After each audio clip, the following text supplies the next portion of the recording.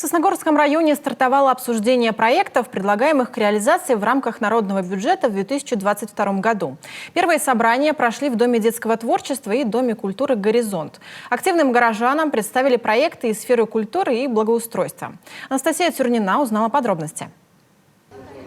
Сосногорский центр коми и национальных культур может пополниться новым оборудованием по проекту «Планета дружбы». Как отметила директор центра Надежда Чугунова, инициатива действительно актуальна для Сосногорска. На базе учреждения работают 6 национально-культурных автономий. Если проект будет одобрен, то для них приобретут мебель, оргтехнику, музыкальное и выставочное оборудование. Это позволит создать условия для сохранения, возрождения и развития национальной культуры, укреплению межнациональных отношений, даст возможность изучения традиций и обычаев, истории этнических групп.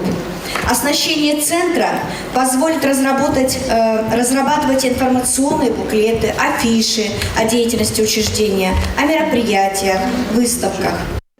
Еще один проект в сфере культуры предложен библиотекой имени Якова Рочева. Рядом с учреждением предполагается установить памятный знак в честь известного коми-писателя. Изготовить его планируют из металла. На стойке установят раскрытую книгу с изображением писателя и цитатой из его произведения. Рядом скамейки и уличные фонари. Вокруг саженцы кедров. Установка памятного знака в честь нашего земляка и писателя Якова Митрофановича Рочева станет важной вехой в сохранении исторической памяти о писателе, что будет способствовать воспитанию у подрастающего поколения любви к своей малой родине, формированию нравственных и духовных ценностей. Библиотека чтит память об известном земляке. В стенах библиотеки ежегодно проходят литературные встречи, конференции, посвященные творчеству писателя. Рассматриваются и такие проекты, как ремонт фасада городского дома культуры «Горизонт», приобретение и пошив сценических костюмов для сосногорских хореографических коллективов. Всего на рассмотрение в этом году поступило более 80 проектов. Жители района показали себя активными, неравнодушными гражданами, заинтересованными в комфортном проживании. И, что самое главное, готовы для этого комфорта потрудиться. Конкуренция действительно среди муниципалитетов очень высокая. И наибольшую поддержку получают те проекты, в реализации которых участвуют жители. Участвуют как? Либо финансово, либо материально-технически. Напомню, что главная, конечно, цель этого проекта – это побудить жителей быть активными и нести ответственность за результаты собственного решения. В 2022 году жители города предлагают сделать новые контейнерные площадки в 6-м микрорайоне и отремонтировать несколько старых. Обустроить детские площадки, разбить скверы на улице Оплеснина и возле ГДК «Горизонт». Последний посвятят фестивалю «Сосны», которому в этом году исполняется 30 лет.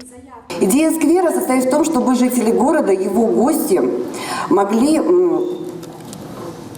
собираться, делиться своим опытом и мастерством, искать не только своих поклонников и зрителей, но и единомышленников.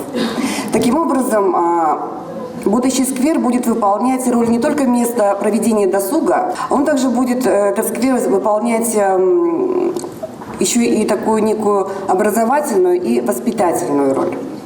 Пространство сквера планируется организовать таким образом, чтобы он располагал к творческой атмосфере. Планируется небольшая сценическая площадка и места для зрителей. Стилизованные в музыкальной тематике арт-объекты, фонари, информационные стойки с информацией о самом фестивале и так далее. Еще один проект получился из 4 похожих. Речь шла о городском освещении. Много лет жители Сосногорска жалуются на то, что железнодорожная часть города освещена хуже, чем микрорайон из Сосновка. И теперь у нас появилась возможность, согласно этому бюджету, народному, если это получится, получим вашу поддержку, провести модернизацию уличного освещения. Под эту модернизацию попадут улицы Вокзальная, Лесная, улицы Зои Космодемьянской, Горького и Гоголя. Но это в первую очередь, конечно, цель этого проекта – это безопасность дорожного движения, потому что и водителям хотелось бы, чтобы в нашем городе освещение дорог было достаточно, и нашим жителям, пешеходам, детям в первую очередь, потому что в той части города, по которой говорил, это Гоголя, Горького, находится много учебных заведений. В Все проекты были поддержаны жителями, какой-то в большей мере, какой-то в меньшей. Некоторые горожане выразили желание стать координаторами проектов, чтобы отслеживать воплощение идеи от и до. Егор Тучин в обсуждениях народного бюджета принимал активное участие. Он считает, главное, сами жители решают, на что тратить деньги, а софинансирование помогает разгрузить муниципальный бюджет. Больная тема для меня, как для энергетика, это освещение, конечно. Вот освещение в железнодорожной части города обязательно надо делать. Но и я всегда за детские площадки и все, что касается детей. То есть, я считаю, что все проекты сегодня все должны быть реализованы, и жители должны проголосовать за них побольше. Обсуждение проекта «Народный бюджет» в Сосногорском районе набирает обороты. Впереди слушания по другим направлениям. И свое мнение еще выскажут не только горожане, но и жители поселков. Анастасия Тюрнина, Андрей Калиничев, Наталья Максимова, Павел Дурников. Вести Тимана, Сосногорск.